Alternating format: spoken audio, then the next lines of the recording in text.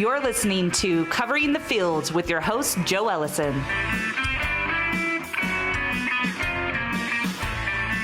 Hello, sports fans. Welcome to Covering the Field, the weekly program that analyzes all sports, handicaps them, and makes and reviews predictions. I'm your host, Joe Ellison, and today we're going to talk about pro football, college football, baseball, NASCAR, and golf, and our You Got Hosed segment. We'd like to remind you listeners to email us at coveringthefield@gmail.com. Please give us your feedback and tell us your You Got Hosed stories.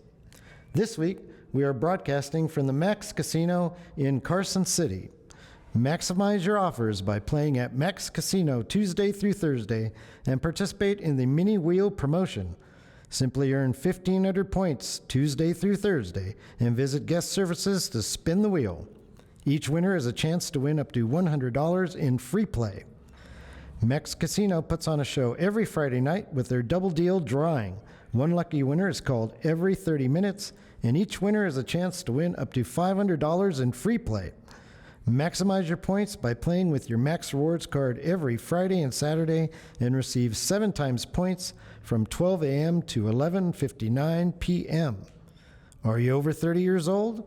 Visit guest services 4 p.m. to 10 p.m. every Monday in the month of September for Millennial Mondays and receive $10 in free play. It's that time of the year again to make your football picks. Enter the William Hill Pro Pick'em Challenge at Max Casino to enter. Only $25 for each entry ticket. And a special thank you to all the firefighters and first responders battling California and Nevada wildfires. First off this week, I'd like to introduce our National Football League expert, Charles O'Laughlin. How you doing today, Charles? I'm excellent, Joe. How are you doing today? Fantastic. So, Charles, the NFL regular season kicks off 1 week from tomorrow. It's time to make some more division predictions. Last week we covered the AFC, but now we move on to the NFC. And first, alphabetically and in my heart, is the NFC East. Woo! Best division in football, isn't it, Joe? I think it is. Out of Dallas, Philadelphia, Washington, and the New York Giants, who wins? Do you like any over or under win totals? And who makes the playoffs? I have the Washington football team winning the division out of that, winning the division, winning the East this year. I'm going to put Cowboys in second, Eagles in third, Giants in fourth. That third and fourth can switch for sure, Joe. The Eagles and the Giants are both going to be bottom of the league teams. Eagles are super fast, but they're not a complete team yet. But maybe Jalen Hurts can surprise us this season. Giants, we'll see what Daniel Jones has. It's time for him to step up. They got Barkley back. You look at the Cowboys. Dak Prescott's going to be back. I'm happy for that. It's going to make Zeke a lot better. He's going to be able to run a lot with the way they're going to pass that ball out there in Dallas. But my issue there is, can they stop anybody, man? When you can't stop teams, shootouts can get really scary. And then I like Washington because defense wins championships. I'm a big defensive guy. I've watched Ray Lewis win 2 championships, watched that 49ers defense pull it off for him, Seahawks. Defense wins championships. I really like what they're doing out there in Washington. Well, if we could put the Washington defense and the Dallas offense together, we might have a Super Bowl contender. Yeah, sure. But we can't do that, unfortunately, so we have to pick one team. You're not giving any credit maybe to Dan Quinn, the new defensive coordinator for Dallas? Yeah, that's great. I think he'd be a better defensive coordinator than he was a head coach. When you're bringing in a new philosophy, sometimes it takes time to work everything in, work the kinks out. I like what he's doing with Keanu O'Neal, dropping him down to safety. Dropping him from safety down to the middle linebacker. That linebacker core is young. I just don't see a pass rush coming out of Dallas, and that's how you stop the pass. That's how you get to the other team first, is that pass rush, But, I want to mention about Dallas, they just added Will Greer from West Virginia. If you remember him, he used to get a lot of shootouts in the Big 12. So I think they got a good backup quarterback there in Dallas. Yeah, it's about time we got somebody decent.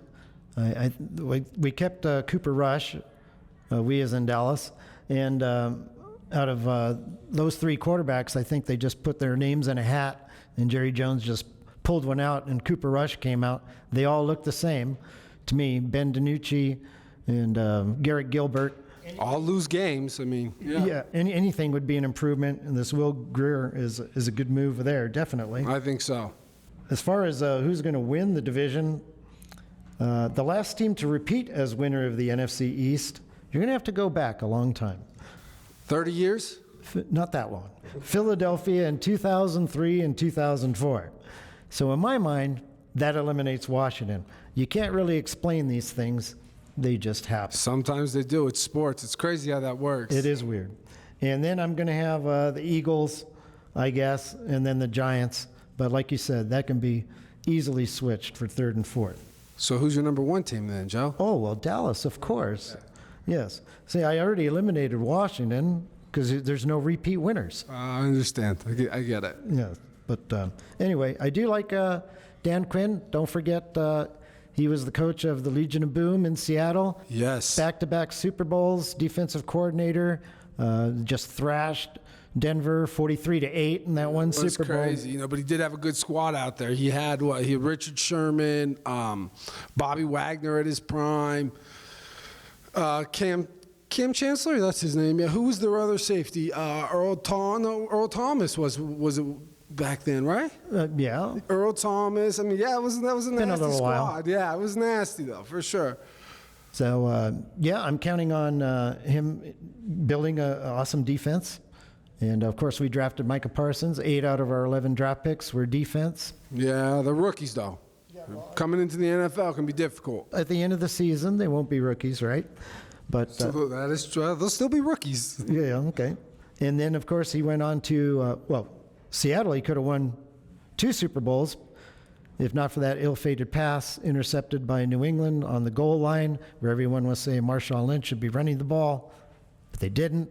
Then he goes on to Atlanta, Dan Quinn, as a head coach, and takes them to a Super Bowl and should have had that game won, up 28-3. You're playing the greatest quarterback of all time, though. So I mean, you gotta understand. Sometimes things just happen. Tom Brady just wins. No, I will also say that Dallas's schedule is the most favorable out of all. That's big too. I've got only Dallas going to the playoffs out of this division. I only have one team. Well, if the football team is able to pull it off, I think maybe Dallas would have to find their way in there some way. If somehow like 9 and 8 can get in, maybe they could get 2. Let me ask you this, Joe. We talk about the Cowboys. You think Dak hasn't played that much? When we get to Kyler hasn't played that much. Is Dak ready for an NFL pass rush? I mean, in week 1, that Tampa Bay, that's a Super Bowl winning pass rush coming to, and they have to go visit Tampa. Is Dak ready for that? Are you talking about winning the game or just Dak himself? Is Dak ready for that pass rush? Because that's where it's going to start. That's the trenches is where you control a game. And if you look at all good teams, anyone who wants to win a Super Bowl, you win in the trenches. I will say Dallas's offensive line is going to be as healthy as it's going to be all season right now. So if it's going to happen, now's the time. They had numerous injuries last year, just killed them.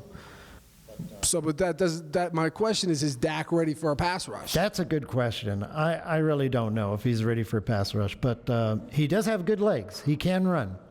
So I'm counting on it. But just curious, how much of a chance do you give Dallas of winning in Tampa Bay week 1? That's a good question, Joe. My brother's a Tampa Bay Buccaneers fan. I get to see a game every year, which is pretty cool. Be able to see Tom Brady in person this year. I give him 0, and it's not because I think that Tampa Bay defense put out Patrick Mahomes. Todd Bowles is the best defensive coordinator in the league. He's done it in Arizona when in 2015 they had a top 10 defense that year. He had a little hard time with the Jets, but that's the Jets, man. I mean, no one's been able to win in New York. And then he goes out to Tampa, and that pass rush is ferocious out there, man. I've seen it. Okay, well, what if Dak had played all 4 preseason games and looked really good out on the field, and he was running around? I would take the Cowboys. You would take the Cowboys I would take to the win. Cowboys because it would show me that Dak is ready to play football. It's one thing to say, okay, I'm ready to play football. It's another to strap up the pads and have 4, 5, 6, 7 of those guys coming on a Todd Bowles blitz. I'm telling you, that guy can create plays. Yeah, I'm not sure Dallas themselves really truly believe they're going to Dallas's win. offense is amazing. I think they can get in it with anybody, but I need to see if Dak is ready. That is a very serious injury he had. It doesn't seem like they think they can win the game because they're not playing any of their players in preseason. It's like maybe this is going to be their preseason game. Absolutely. Is this Tampa Bay game, because they're not going to win it anyway. No one really thinks they're going to win that game. Upsets do happen, but absolutely, I agree. Sometimes it takes time for chemistry. It takes time to get back into the rhythm of a game, and Dak hasn't shown me that yet. No, but he is a great leader. We'll see how it goes. Of course, Tom Brady is a great leader too, so it's going to be a very difficult task. So we'll move on to the north, Charles. What do you see happening with Green Bay, Minnesota, Chicago, and Detroit? Yeah, I think Chicago has to start Justin Fields. I don't see why you think Andy Dalton's going to win you games, but the Chicago offensive line scares me. Week 2 of the preseason, he got his head taken off not once, but almost taken off twice, because I don't know if he's calling out the blitzes. The offensive line aren't seeing it. But, man, they got to fix that out in Chicago. But other than that, the kid can play. He's got wheels, man. I mean, the kid can run. Minnesota and that great Chicago defense, can't forget about them out there. Minnesota is going to have Dalvin Cook back. Kirk Cousins can control a game. Those wide receivers are scary. That defense gets better every year. That's a Mike Zimmer defense, so they're good. Packers, if that offense can stay healthy, they're right up there with Dallas. They can get into shootouts. They have a Super Bowl winning quarterback, MVP winning quarterback. Lions are, going to be at the bottom of the barrel with the Jags, with the Texans. I think with whoever the bottom of the barrel team is, the NFC East, they're going to be down there. I think they'll be decent, but just don't like them this year. Well, Green Bay has been to 2 straight conference championships, led the league in scoring last year. They're obviously going to win the division. Being a Dallas fan, I saw enough of Andy Dalton last year to know he won't last long as starter. So try to be patient out there, Bears fans. It won't be long. So I'm only going to have, I don't see much out of Minnesota and Detroit this year either. I see Green Bay going to the playoffs, and that's it out of that division. So you have 1-1, and then what would it be? 2-3, okay. We're going to go 2-3 down the road. All right. In the South, Charles, what does your crystal ball tell you about New Orleans, Tampa Bay, Atlanta, and Carolina? I love Kyle Pitts. I mean, that kid is a freak. When you talk about how you're going to cover him, you can't put a safety on him because safeties aren't 6'3", 6'4". That's Atlanta's tight end. Yes, you can't put a 6'3", 6'4" safety on him because they don't make those in the NFL. God rest his soul. Sean Taylor's one of the only ones I've seen that big. Can't put a linebacker on him unless he's a freak of a nature like Isaiah Simmons. So, yeah, it's going to be tough. They got something out there, but that defense is not very good, and I don't like Matt Ryan's other weapons. Matt Ryan's getting old. Expect Pitts to ball out this year. 10-1 Offensive Rookie of the Year. That's a great bet, I think, if you can still get that. I like the Panthers. Panthers really stepped their game up. I think Sam Darnold's he's a USC quarterback, And trivia question for you, Joe. Can you tell me the last good USC quarterback? Good. I'll probably have to go back to Carson Palmer. Yeah, I would say Carson Palmer, and that was almost 2 decades ago, So I don't like USC quarterbacks for that fact. I think they drown too much in the women, should we say, out there in SC. So, SUC, you like to call them, yeah. Yeah, sorry, South Carolina, not you guys. Panthers got a lot better. That defense is nasty. Going to do good things out there. Fast, super fast to wide receivers. I like Christian McCaffrey too. Saints, Jameis Winston's good, man. You got to remember he's a NFL starting quarterback. There's quarterbacks who would actually take him over that are going to be taking snaps for week 1 in the NFL. The kid can throw 5,000 yards, 30-plus touchdowns. one of the only quarterbacks to do that in NFL history. So I think they're not really going to skip a beat there in New Orleans. And then you got to go with the Buccaneers. You know, I got them as soon as the Super Bowl ended last year, right before Tom Brady went there. My brother called me. He's like, dude, I think Tom's coming to Tampa. Got him at 40-1 for 200, won a quick $8,000, and then so we doubled it back this year, and we just rolled it all over at 10-1 when they won the Super Bowl. I haven't seen a number since then. They're going to be good. Well, I think it's down to 9-2, but I also got 10-1. Yeah, so Tom Brady is still playing, so you got to go with Tampa Bay to win that division, even though they didn't last year. New Orleans won the division last year. But it doesn't seem to matter. I think they'll be even better this year with one season altogether. And Sean Payton's record as a coach without retired quarterback Drew Brees in the last 2 years, 8-1. So who needs Drew Brees? I'll also put the Saints in the playoffs. I can't find any room for Atlanta and Carolina, though, making the playoffs. Yeah, I'm going to say the Bucs make it, and then it's going to be a fight between the Panthers and the Saints. Saints should come out on top, but the Panthers are my sleeping team. The Panthers are my Chargers of the NFC. All right. Well, I don't really have a sleeper team now that I think about it. I'm going to have to work on that.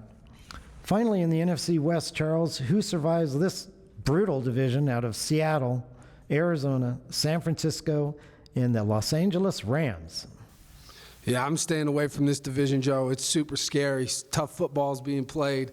Seahawks, you want to talk about a championship team? They got a championship caliber coach and Pete Carroll. They got, in my opinion, one of the greatest in Russell Wilson. That kid makes magic. They added a lot of all offseason. You look at their moves, they were mainly trench moves. Offensive, defensive line, that's where you win football games. Running backs, dime a dozen. Wide receivers, dime a dozen. They're going to be good. You know, that 12th man is a real deal. The Rams, super top heavy. You know, if they lose a Matthew Stafford, if they lose a Jalen Ramsey, if they lose an Aaron Donald, they're going to be in trouble because that's what that team's built around. You know, they're really top heavy and then they get a little bit thin pretty quick. They're going to be good, though, you know, especially getting Sonny Michel. You look at the San Francisco 49ers and people want to say this could be their year they win the Super Bowl. They're 2 years removed from that Super Bowl squad. Lots of players are gone. That's when they got hot. Other than that, Kyle Shanahan has lost 10 or more games for 3 out of his 4 seasons that he's coached, because if this is his 5th season. So I don't, you know, especially if they try to put Trey Lance in there, the kid's not ready to play professional football. I think he might be the worst pick, actually, out of all those first-round quarterbacks taken. He needs time to start the game. I don't like that in the NFL. So, well, you could very well be right about that. Time will tell. Of course, in Seattle, you know, you're talking about Russell Wilson. He's had no losing seasons, made the playoffs 8 out of 9 seasons, never missed a start. I mean, they're going to win that division again, I'm thinking. The Rams possess the number 1 defense from last year, but they did lose their defensive coordinator, Brandon Staley. San Francisco owns the easiest schedule, if you look at it. I don't know how they got that schedule, but it's... because they were not a good football team. They lose football games. It's amazing how easy theirs is. I've got Seattle in an upset, repeating as champion. If you look on the odds, they're 3rd favorite behind the Rams and the 49ers. Yeah, pretty crazy. It is pretty crazy. So let's talk about Arizona real quick, though, Joe, because I'm assuming you have them coming in the 4th.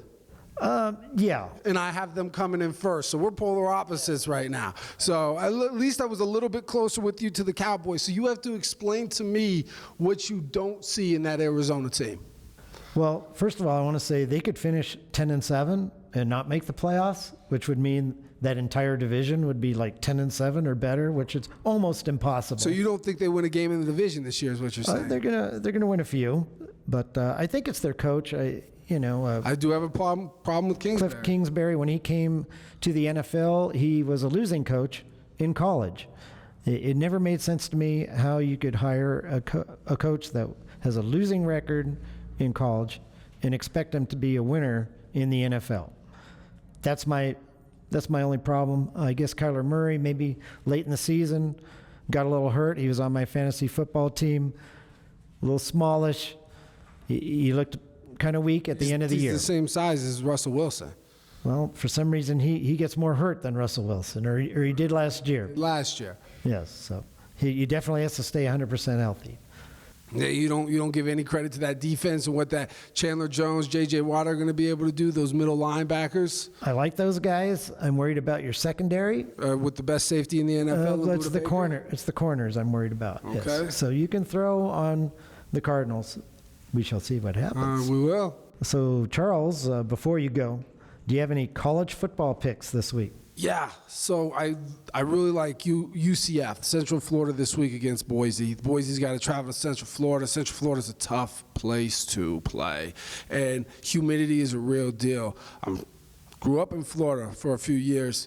When you walk off, every time I go home to visit, see those Buccaneer games, you walk off the plane and that humidity hits you in the face. It takes a toll on you when you're out there playing and you're not in that environment out there in Boise.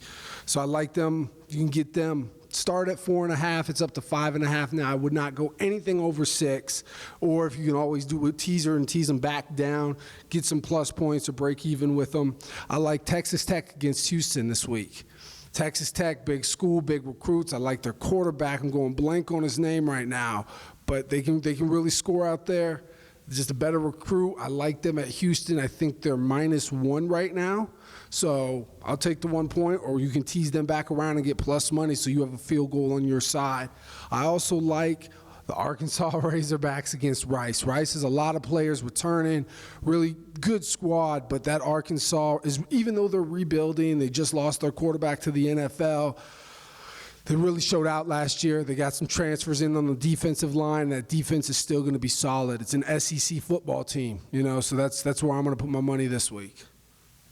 And they're minus, I think, 21, 22. So you can get, it's quite a bit, but I expect them to be able to separate like that, or you could always tease them back down. That would be the one I'd want to throw on a teaser, and I wouldn't parlay any of them unless it was Tech and Central Florida. Well, so thank you, Charles. And we'll have you on again next week to make Super Bowl and point spread, NFL predictions, and some more college picks. Thank you, Joe.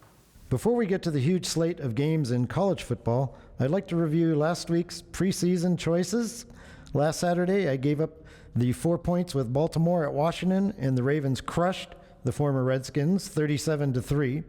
That's 20 consecutive preseason wins for Baltimore, which breaks a tie with Vince Lombardi's Packers from 1959-60. That streak was broken the next season by a group of college all-stars. So if you count only professional teams, those Packers actually won 23 in a row. My other pick was New England -3 at the New York Giants, but the Patriots won by only 2. We'll save that horrible story for the You Got Hosed segment, because I definitely got hosed in that one. Next up on the show is our college football handicapper, Big Richard Martin. How's it going today, Richard? It's going great here, Rich. Good to be at the Max and the Black Bear Diner. So, Richard, how did your college predictions go last week? Well, first of all, I'd like to thank the Black Bear Diner to give me a big piece of coconut pie to go with my humble pie, because my Big Rick pick of the week did not come through. Nebraska fell to Illinois. But it was such a great game, and it was really good to watch it, but it was very hard on my pocketbook. Well, Nebraska knocked the Illinois quarterback out and still lost because they made way too many mistakes, it looked like. Yeah, they didn't look like a disciplined team, a national championship team Scott Frost is supposed to bring to Nebraska. The first points of the game were on a safety. It was a punt on the 1 yard line. Never should have even caught the ball. The kid goes into the end zone, looked like he was playing smear your friend on the playground at the elementary school, and just throws the ball out way and got a safety. So they went in -2 right off the bat. And Adrian Martinez, he did not look comfortable in that pocket at all. I mean, I think he has a confidence issue. He overthrown two touchdown passes, throwing off his back foot and floated over the receiver's head. They have some work to do in Nebraska, and Scott Frost is on the hot seat. He better get his stuff together. Yeah, the Cornhuskers sure didn't look ready to play. It sure looks like the blame goes to Scott Frost, who's 12-21 at his alma mater with no winning seasons. Well, to stay with this also, let's just tip our hat to Arthur Staskowski, who came in. He was the Rutgers transfer that came in and backed up Brandon Peterson, who went down. in the first quarter, and his numbers at Rutgers, he had 11 touchdowns and 20 interceptions. I mean, I almost went and cashed my ticket here at the Max already. I thought for sure I had a winner. The kid comes in, he throws 12 for 15 for 124 yards and 2 touchdowns, and a 50-yard dime in the third quarter, right on the sidelines on a go pattern. I mean, the kid looked great. The stage wasn't too big for him. He came in and played lights out. Let's also, tip our hat to the Illinois alumni. They had a fantastic game. That offensive line just rolled up their sleeves, and those big boys just moved the guys from Nebraska off the ball. Second half, they come in to do an 8-minute drive and just enforce their will on Nebraska. Like I said, Adrian Martinez just did not look comfortable all day in the pocket, and he did have a 70-yard scramble when they were down by 21 points. A good friend of mine, we're going to talk about the You Got Hosed section. The special teams was just horrible, and I think that it definitely, we're going to go through that on the You Got Hosed moment. Incidentally, Brett Bielema of Wisconsin and Arkansas fame is now coaching Illinois, so the Fighting Illini should be much improved. As far as Scott Frost, now the once powerful football school in Nebraska, has come up with some what they call significant video footage of NC2A violations that will give them just cause to fire Frost without paying his $20 million contract buyout. So stay tuned to that one. So Richard, it's time to get to the college predictions. Who have you got tomorrow with Ohio State minus 14 at Minnesota? Well, the Buckeyes are going to show their new quarterback, stud quarterback, coming out of Southern California, out of Rancho Cucamonga. He is the redshirt freshman. He is 6'3", 218 pounds, highly recruited, and he's ready to take over for Justin Fields. You also have Master Teague III.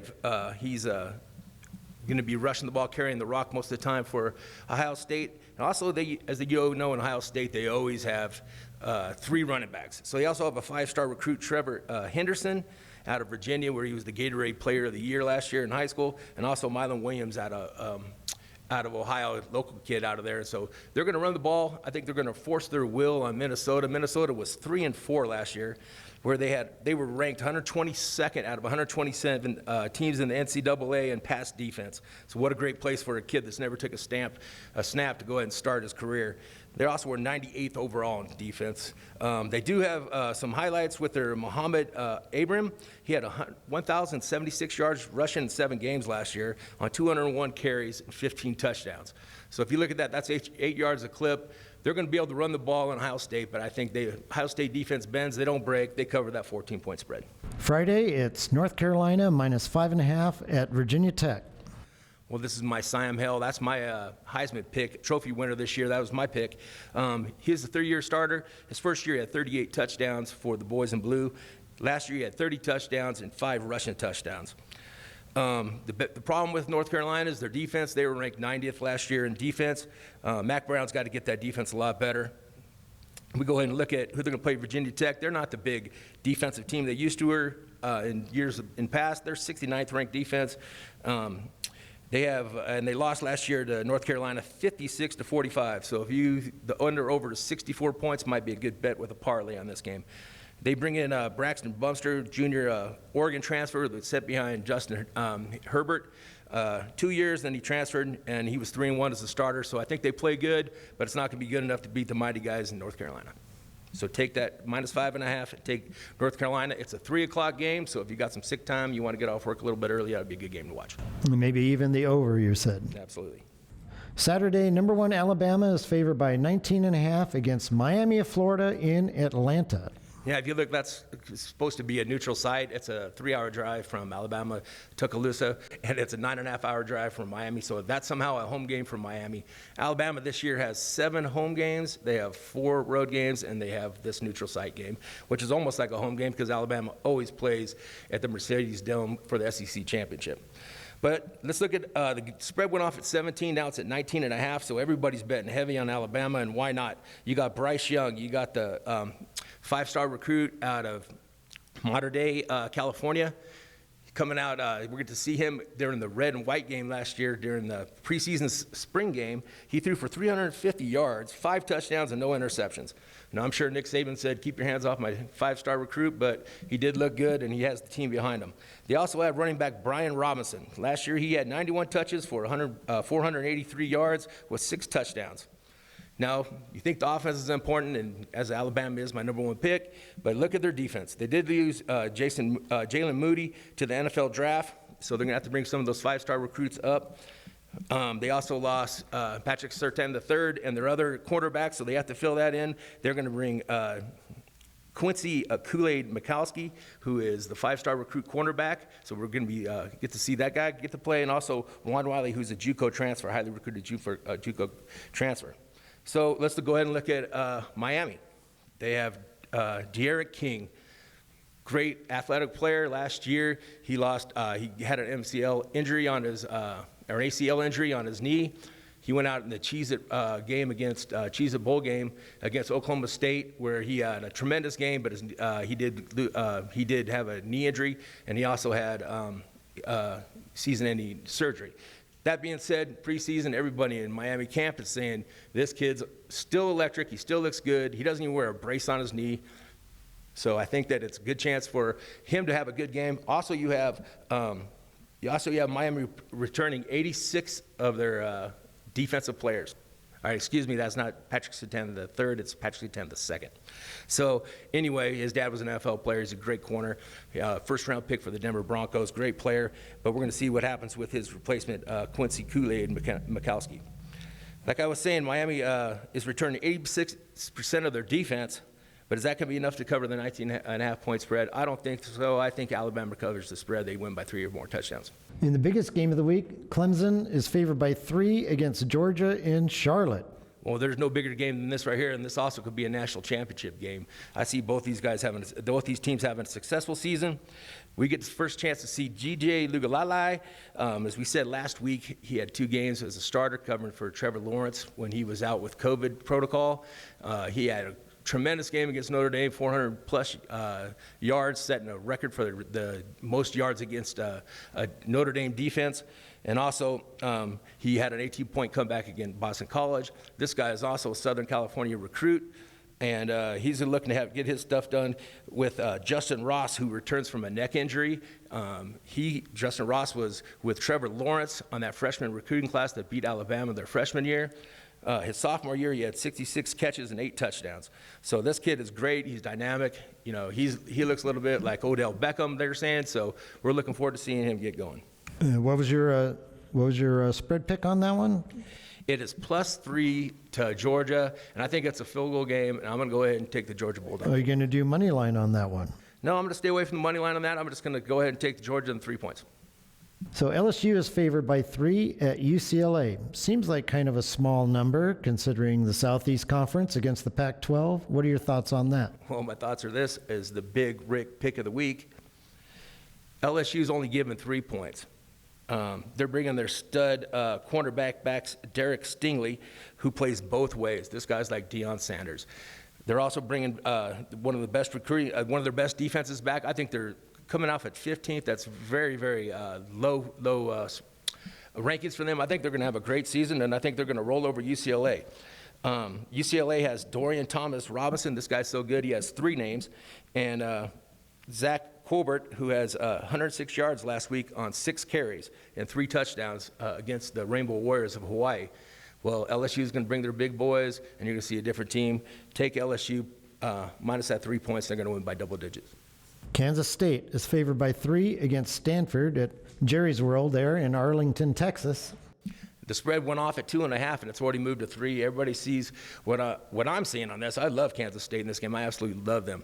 They're in Manhattan, Kansas. They're bringing their quarterback, who's a 5-year quarterback, Skylar Thompson, who with the COVID protocol, he gets to play an extra year.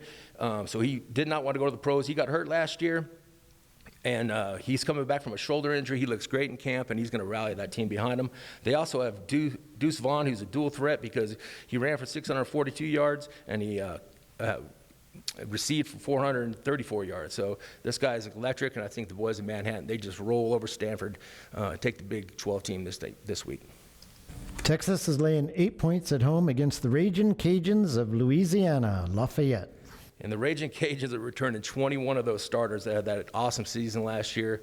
They had Iowa State. They upset them in Iowa State. So take those +8 against Texas and Steve Sarkisian's Texas team. They're laying 8 points. I think it's going to be a close game. They might not get it done in the win-loss column, but that 8 points looks good. We're going to get a chance to see Bijan Robinson tote the ball for Texas, but I don't think it's going to be enough. I think we take the Raging Cajuns. Sunday, Notre Dame is giving up 7.5 at Florida State. Oh, I like Notre Dame in this game. It's going to be a close game. We don't know too much about Florida State, but let's go ahead and take Notre Dame to have another great season. And last but certainly not least, California is the favorite by 3 over our Nevada Wolfpack. Oh, and you look at our Nevada Wolfpack, we have Carson Strong. He is a up-and-coming, going up the NFL quarterback ranking. He had last year 2,858 yards passing with 27 touchdowns. He had 5 touchdowns in his bowl game against Tulane, and I see him having a great season and moving up in the NFL draft order also. Also, we look at Taya Tua, who's the running back out of Lompoc, California. He had 102 yards in his bowl game, and he's going to be their senior running back toting the ball for them. Let's go and take Nevada to cover that 3 point and take the 3 points and cover that game against California. The one part of Nevada nobody's talking about, their defense. They have 10 seniors starting on defense also this year. This is going to be Nevada's year. I think so, too. I think we have to circle that game against San Jose State that they'll be out here November 6th. We'll circle that. I think that'll be for the Mountain West Conference Championship. Yeah, they're going to be ranked at the end of the year. I don't think there's any doubt about that. And finally, how about our local boy at the University of Michigan? Yeah, Cade McNamara. He's a junior quarterback from Michigan. He's out, like you said, he came out here, I believe, out of Sparks, Nevada, and he's their number 1 quarterback on the depth rank. But you got to watch the guy right behind him, J.J. McClure. He's a 5-star recruit out of Illinois. So I think Jim Harbaugh will have a short leash on him, but he shows a lot of consistency with his leadership on the team. So Jim Harbaugh is going to give him a nod first game. Well, we have to throw in friend of the show and future guest Andy's picks. He went 2-2 last week. He also likes Nevada on the money line. He likes San Diego State minus 31.5 against hapless New Mexico State, and San Jose State plus 14 and over 59 at USC. Well, thank you for your insight and predictions, Richard. We'll have you on again next week with some more college football. All right, sounds good. We'll see you next week. Now we're off to the Diamonds with our baseball expert, Ronnie McKinnon. How are things going today, Ronnie? Joe, I'm doing great, and I want to say thank you, too, to the Max for having us and hosting us here. So last Wednesday, we were talking about the Baltimore Orioles' 19-game losing streak, a stretch where they were outscored 180-64 and set an MLB record by losing 16 consecutive games by 2 or more runs. With Los Angeles Angels MVP candidate Shohei Ohtani and his 2.79 ERA on the mound, number 20 looked like a good bet. What happened in that game, Ronnie? Well, I was mentioning last week that eventually they're going to lose. They're a professional team. And, I mean, they're going to win and get rid of the losing streak. And they actually won 2 in a row and now have been losing since. So, but the players did something from the 1989 movie Major League, where they were burning sage, and some of the players were going all around the stadium burning sage before that first win. So, yes, that was Trey Mancini and Austin Wynns burning sage before the game, not Sage Steele, the ESPN personality and SportsCenter anchor. Right. Although a human sacrifice definitely would have shaken up the team. But that's the plant sage we're talking about. That's correct. Yes, and apparently this is Native Americans and other indigenous peoples have burned sage for centuries. That's true. It's a part of a spiritual ritual to cleanse a person or space and to promote healing and wisdom. Well, right, and we know, especially professional baseball players are very superstitious. So they do a lot of weird things that we won't get into, but that's one of them, and it worked for a couple games. Well, yeah, it really worked because the very next day they won 13-1. That's right. Against the Angels. Really what happened in that other game, though, Ohtani had never given up 2 home runs in a game before. He gave up 3 that night. That happened also. And the bullpen, they were winning 6-2. Angels gave up 6 runs total in the 7th and 8th innings. And a 6-2 lead ended up being a 10-6 loss. Yep, it was bound to happen sooner or later. So incidentally, that losing streak started in New York that night. There was a gray tabby cat that wreaked havoc at Yankee Stadium. Do you believe in any of these baseball curses or superstitions? Not really. I played baseball most of my life, and we really... No, I don't really... I didn't have any. I didn't know any players that I played with that had any. But there's been a lot through time, you know, wearing the same sanitary socks under your stirrup socks for like ever, like, you know, really dirty for a long time until, you know, the streak was broken. So there is a lot of them. I was never into it myself, but it's interesting.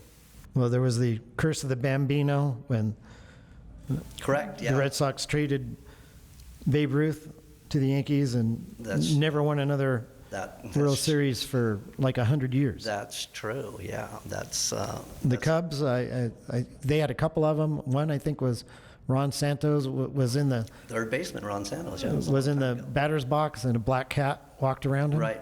And, yeah. They went on some kind of losing streak instead of making the playoff. Yeah, there's been a lot of different things that have happened, and especially in baseball, and that's why a lot of these players have these superstitions. So.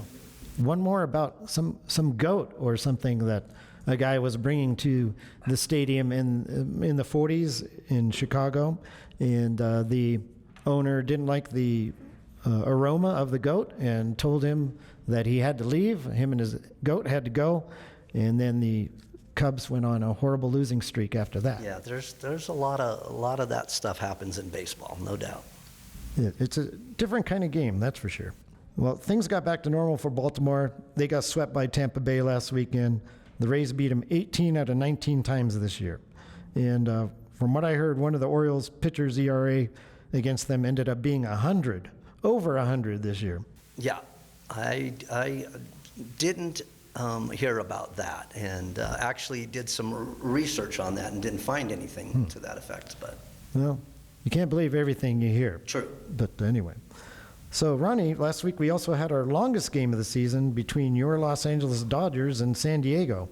What happened there? That's true. Yeah, it went 16 innings, which even with the putting the runner on second base starting in the 10th inning, it still went 16 innings and about 6 hours.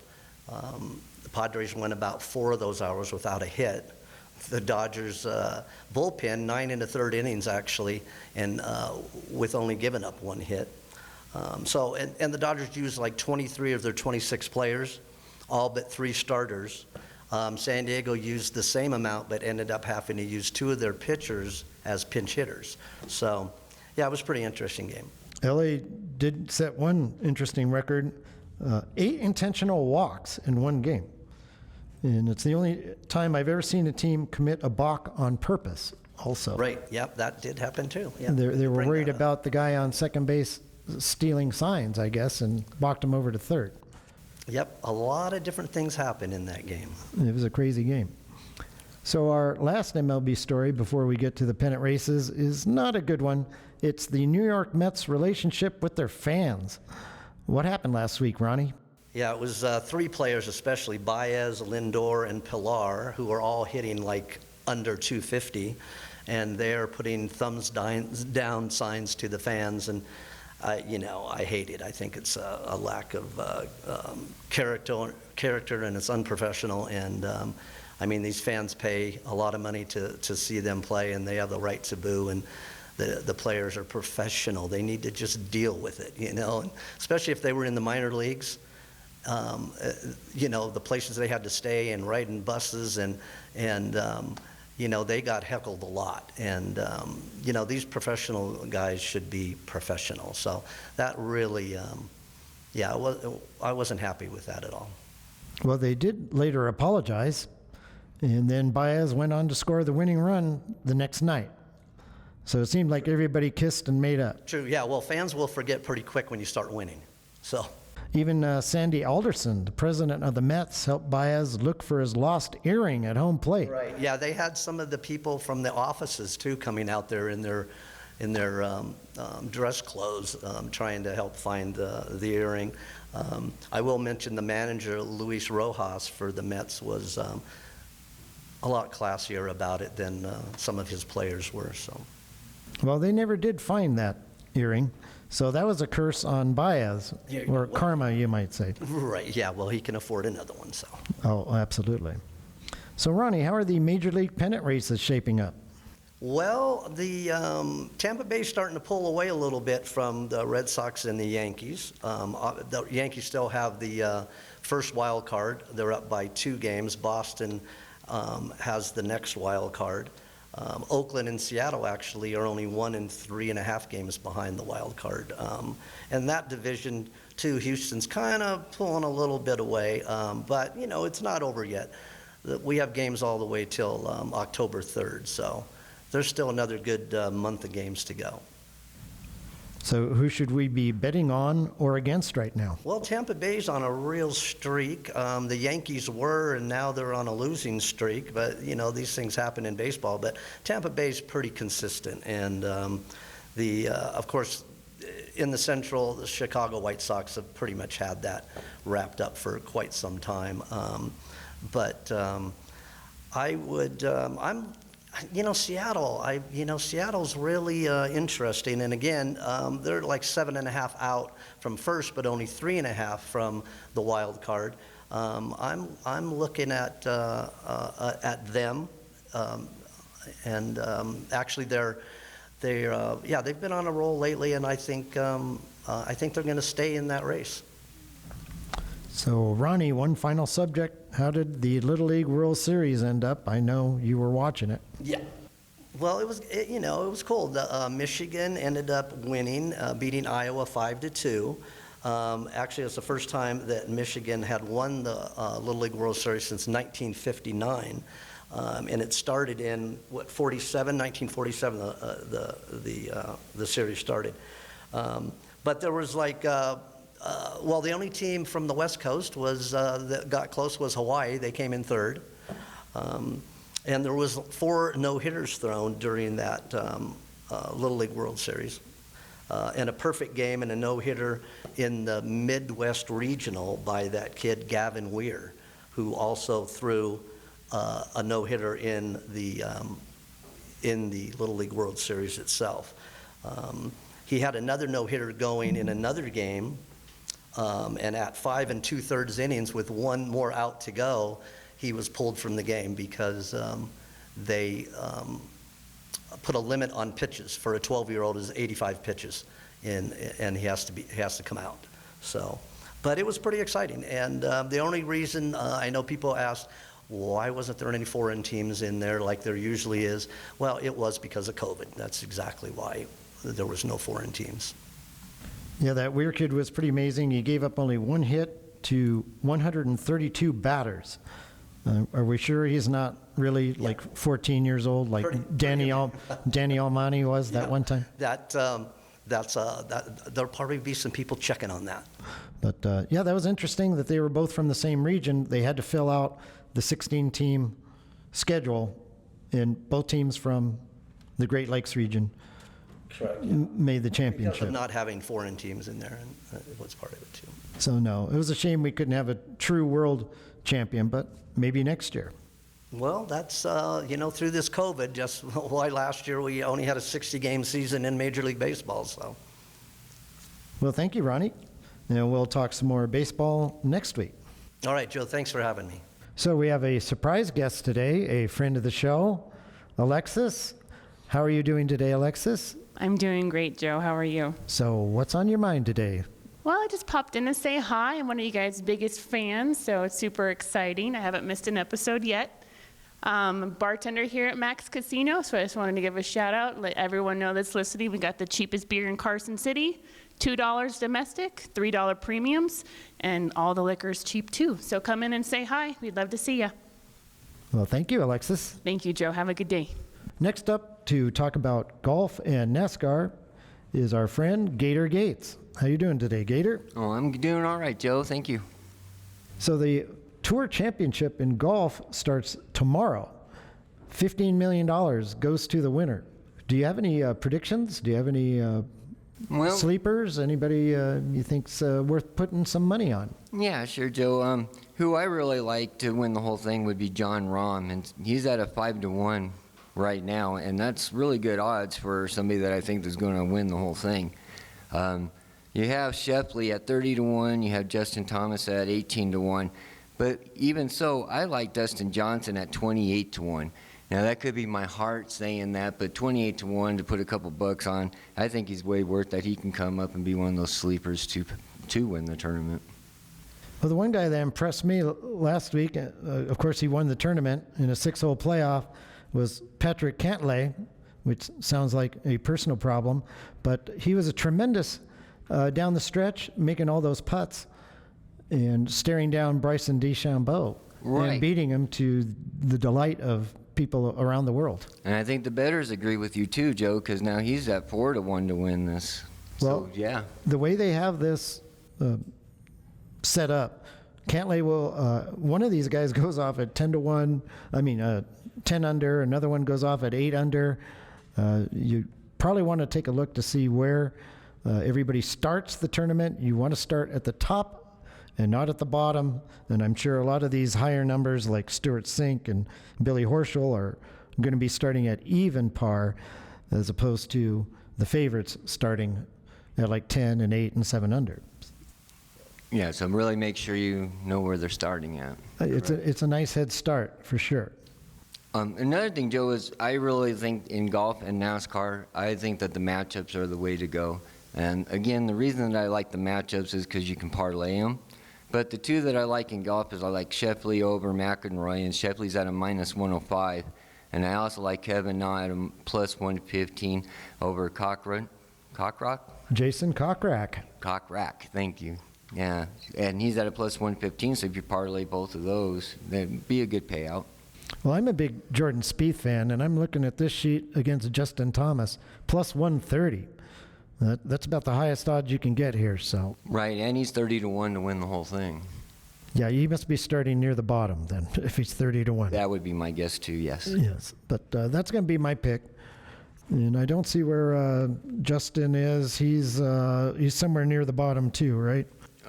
Dustin Johnson? Justin Thomas, he's 18-1. He's 18-1. So he's probably going to start ahead of Jordan.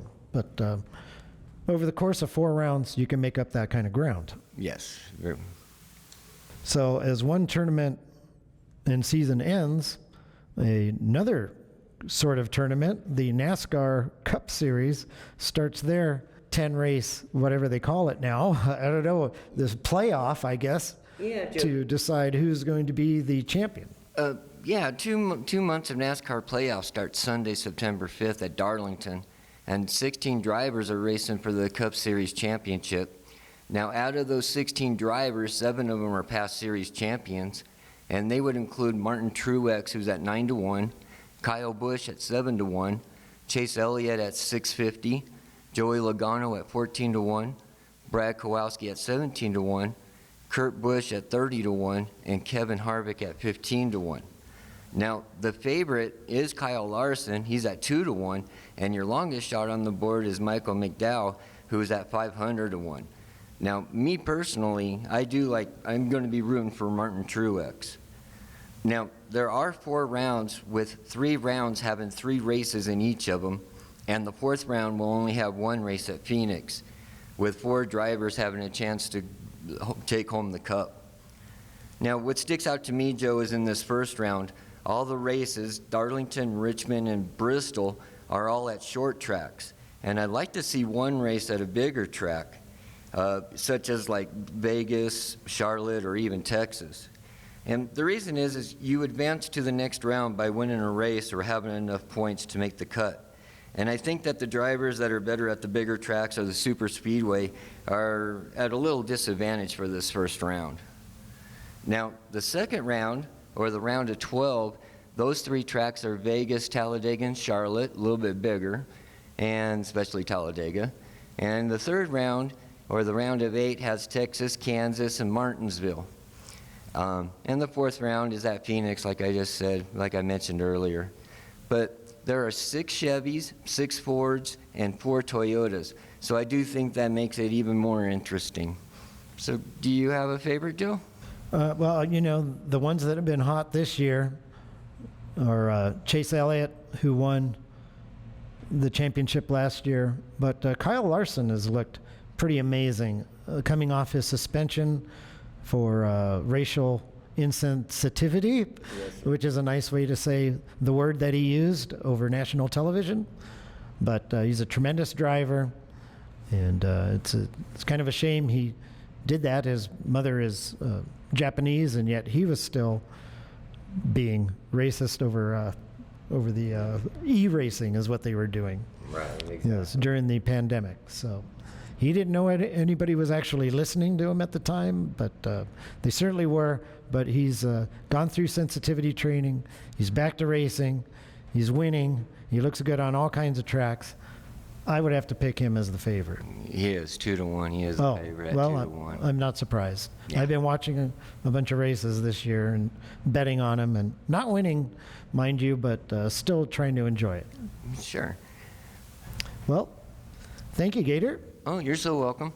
Did you have anything else you wanted to do, like any kind of college predictions or anything else you want to talk about real quick? Well, the only other story I found was Alvin Kamara, the New Orleans Saints running back. Now, he grew up in Georgia and went to school in Tennessee, so this really doesn't shock me too much.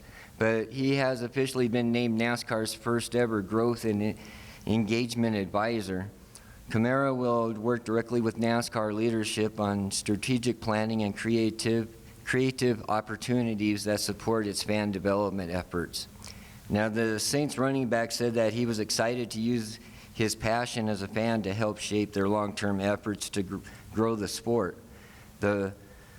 He first came out as a public supporter after NASCAR banned the Confederate flag, and then NASCAR invited him to Homestead Miami Speedway, where he supported Bubba Wallace. Bubba pushed for the policy change and debuted a Black Lives Matter paid scheme. Then in February, Kamara decided to sponsor Ryan Vargas through Kamara's juice bar chain in the Xfinity race at Daytona after he learned that Vargas had no funding. All right. So, yes, diversity is a big thing now. Yes, sir. That's a big word, yeah. That's the new word of the... Yeah, especially in NASCAR. The good old boys are got to deal with these changes. They're pushing back a little bit, but it's just the way the times are these days. Yeah, everybody's going to have to deal with it. But you can still pray before the race starts. We haven't eliminated the race prayer yet, thank God. Yeah, So, it might be coming. It might be coming. Okay, well, thank you, Gator. And we'll have you again on next week. And we're not sure what exactly we're going to talk to you about, but we'll come up with something I'm good. sure. Oh, yeah, absolutely. And I want to thank the Max for being here. It's great to be back here. I love being at the Max. Well, it's my favorite hangout. I've been coming here for 31 years, so nothing really changes. I'm a creature of habit. Feel like we're at home. Yeah, I do. And I can just walk over here, too, which is special. Okay. Yes. Well, thank you again, Gator. Yes, ladies and gentlemen, it's that time for the moments we've all been waiting for. The stories that make us furious about bets that appeared surely to be winners, but in the end, something went horribly wrong, and then ended up being losers. It's a segment we affectionately call You Got Hosed. You got hosed. So, Charles, do you have a You Got Hosed story this week? I do, Joe. So I'm a big fighting fan. I love the UFC, love boxing. And when Logan Paul took on Tyron Woodley this week, Tyron Woodley is a UFC champion. He's defended his belt multiple times. I thought that, there's no amount of money that Tyron Woodley could be paid under the table, backstage, or receive during this fight, whether it be pay-per-view or the split, that he would lose, I thought that he would really go out there and be like, I'm gonna wax this kid, because it seemed like he really didn't like him in the build-up Tyron opened the fight up a few times where he should have went in there for the finish. He's a little bit older, and that's how his UFC career finished as well. He wasn't going in for all the strikes towards the end of his fighting career in the UFC, so it doesn't surprise me that he didn't go in and finish it, but he should have. Went to a split decision.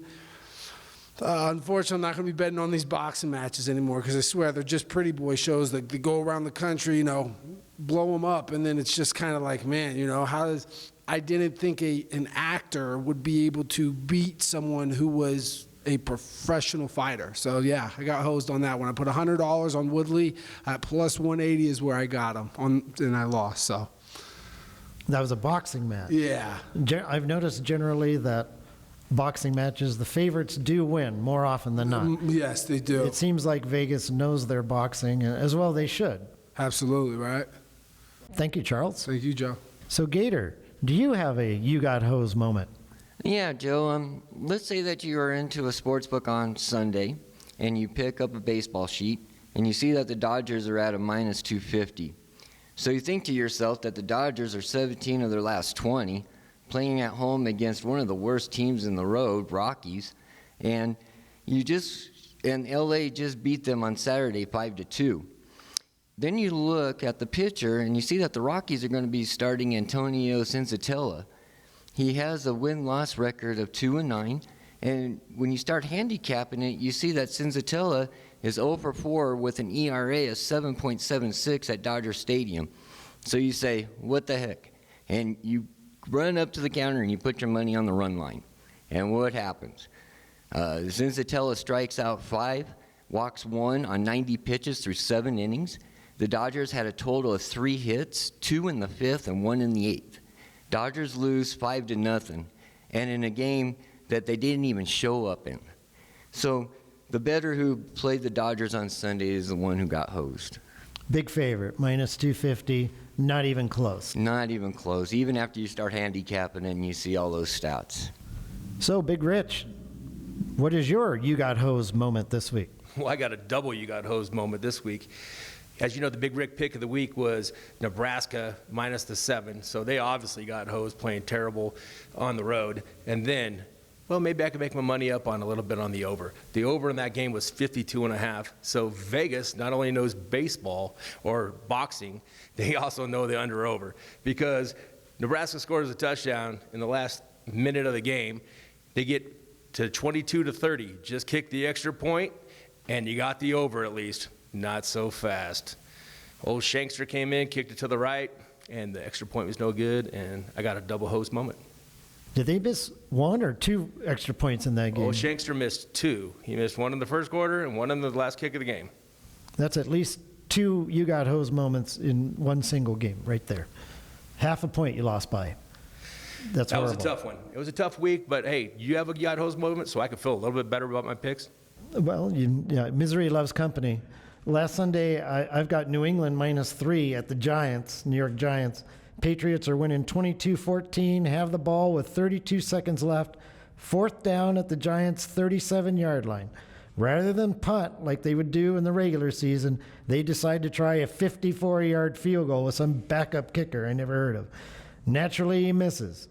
So with 27 seconds left, Giants have the ball, their own 44-yard line. I'm still okay as long as New York doesn't score a touchdown. 3 plays later, the Giants throw a semi-Hail Mary 50 yards into the end zone. The receiver pushes a defender off and catches a touchdown with 8 seconds left to make the final 22-20. Not only did I get hosed on my bet, that play ruined my perfect preseason spread record on covering the field. I finished 5-1. Yet I'm still bitter about that one that got away. That's why we don't bet on preseason, Joe. I did go 5-1. That's pretty good. You got hosed. So that's it for this week. I'd like to thank my guests Charles O'Loughlin, Big Richard Martin, Ronnie McKinnon, and Gator Gates, our producer, our engineer, our editor, and everyone for listening. In a few days, we will be launching our Covering the Field website. We'd like to remind you listeners to email us at coveringthefield@gmail.com. Give us your feedback, your You Got Hosed moments, and any other comments you'd like to give us. We'd like to thank the Max Casino and remind everyone to maximize your offers by playing at Max Casino Tuesday through Thursday and participate in the mini wheel promotion. Simply earn 1,500 points Tuesday through Thursday and visit guest services to spin the wheel. Each winner has a chance to win up to $100 in free play. Max Casino puts on a show every Friday night with their double deal drawing. One lucky winner is called every 30 minutes, and each winner has a chance to win up to $500 in free play. Maximize your points by playing with your Max Rewards card every Friday and Saturday and receive 7 times points from 12 a.m. to 11:59 p.m. Are you over 30 years old? Visit guest services 4 to 10 p.m. every Monday in the month of September for Millennial Mondays and receive $10 in free slot play. It's that time of the year again to make your football picks. Enter the William Hill Pro Pick'em Challenge at Max Casino. To enter, only $25 for each entry ticket. And a special thank you to all the firefighters and first responders battling California and Nevada wildfires. Hopefully you all enjoyed the show, and you'll hear us again next week on another episode of Covering the Field. You've been listening to Covering the Field, a CM World Services and LaSage production.